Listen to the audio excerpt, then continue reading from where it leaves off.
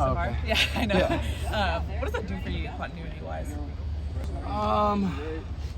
One, being able to, because last year was a weird year for me. Not starting 6 games, having to come out during one, and come back in, and also do that again. So being able to have a bunch of consecutive starts, it builds a lot of confidence in myself. I have a lot of confidence, but it just adds to it. And then being around my teammates and being able to be out there and be the guy that they see every single time. And, during game days or during practice, running with the ones, it helps us a lot. They have one voice on the field. Like I said, I want to be, I've said this a lot, that I wanted to be like Coach Riley, part 2 in the field, because he obviously can't be out there. So just building a better connection with those guys, Coach Riley, all getting on the same page, it helps us tremendously on game day. Has it been easier in that sense? Easier as far as leading and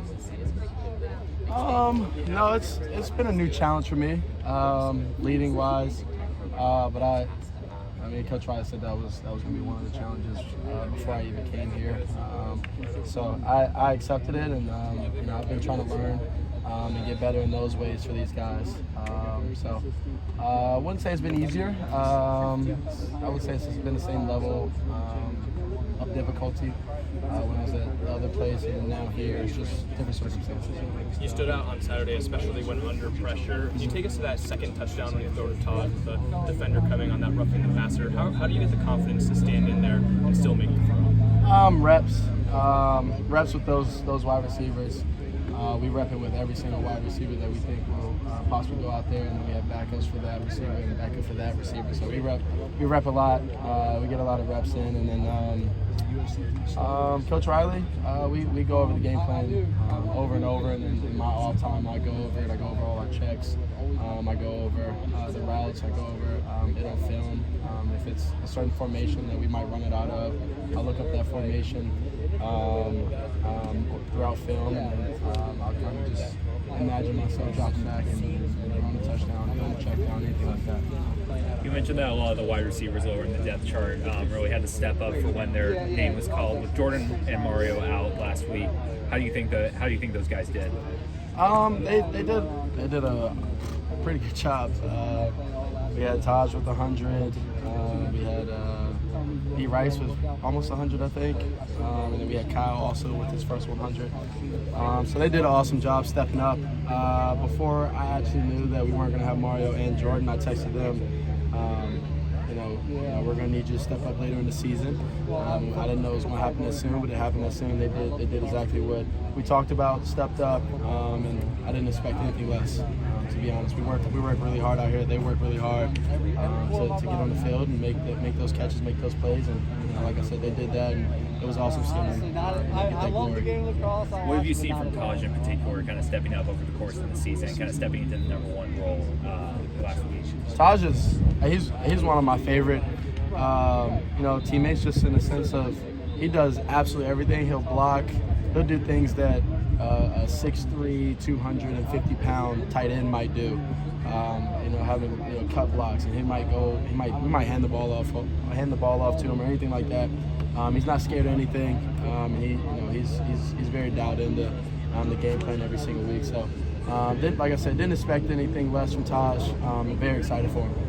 Did you expect that from him when you first met him? Did he kind of Taj is a unique human being. We were actually we have a QB meeting every morning, and we're in our QB meeting, and the hotel we're at, he can do just about anything. He's playing the piano right outside of our QB meeting. We actually have to go tell him quiet down, but he's a unique human being. He's smart, trustworthy, and it showed up on Saturday for him.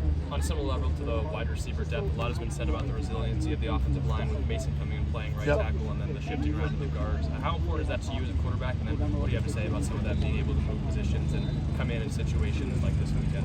Yeah, kind of the same thing. Very proud of a bunch of our guys that stepped up. And I can just name off a bunch of people. Ford, Cortland, when Bobby went down. Mason, when he came in throughout the whole game. Jonah, he moved down and he had I think we talked about it. We had a 95% grade, which is insane for, there's not many people that can grade like that, especially coming down to the guard position and having to do that. So we got a special group of guys in every single position, and just it's awesome to see them go out there and be able to shine and do it in many different positions. And that's just a test to our coaches and these guys on this team. Let's do one more. What's your evaluation of college defense?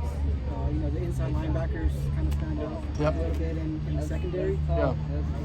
They got a pretty good. Their linebacker number 8. I think he's the coach's son. He's played a lot of ball. Smart. He has good instincts. Cal. The secondary. They do a pretty good job. They got a few guys at corner that are pretty lengthy, tall. 29. I think he's a freshman.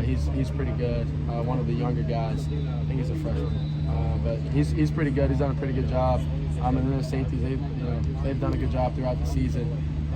But it'd be a good matchup to go out there and see our wide receivers versus their defense, their secondary. Thank you, Caleb. Awesome.